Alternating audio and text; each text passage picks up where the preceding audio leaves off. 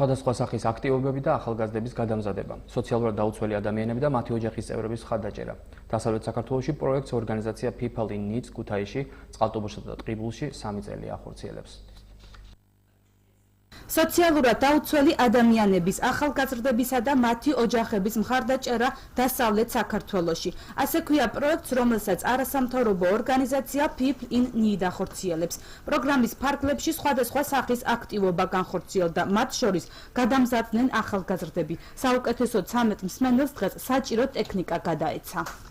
სამთვიანი კურსები გაიარეს, სულ იყო 91 ბავშვი, რომელმაც გაიარა ეს გადამზადება. ამ 91-დან ავარჩიეთ 21 ყველაზე საუკეთესო და ამ 21-ს გადაეცა დანადგარები, იმისათვის რომ ან თვითონ დასაქმდნენ, წამოიწყონ რაღაც თავიანთი ძალიან პატარა ბიზნესი, ეს თანხა იყო სიმბოლური, ანუ არანაირი დიდ თანხებთან არ არის საუბარი, ან თუნდაც დასაქმებული იყო სხვადასხვა ადგილებში.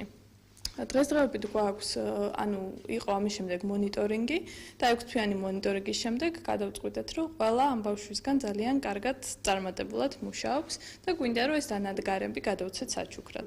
პინი პროექტს ქუთაისში, წყალტუბოსა და ტყიბულში ახორციელებს. პროგრამაში ჩართული 92 ბენეფიციარიდან ნაწილი სხვადასხვა სფეროში უკვე დასაქმდა.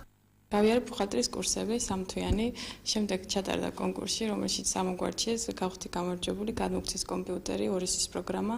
რა თქმა უნდა, გამომადგა, დავიწყე მუშაობა ჯერჯერობით ოჯახურ ბიზნესში, შემდეგ შემოთავაზებაც ამაქვს, ეხლა კიდე კოორდინატორმა შემოთავაზა და ძალიან კმაყოფილი ვარ, ჩემთვის წინგადადგმული ნაბიჯია ყველანაირად. სწავლობდი მასაჟისტობას, პრაქტიკასაც და თეორიას, მეუფლებოდი 3 თვის განმავლობაში, ეხლა მუშაობ წყალტუბოში, მე-6 აბაზანაში მასაჟისტად.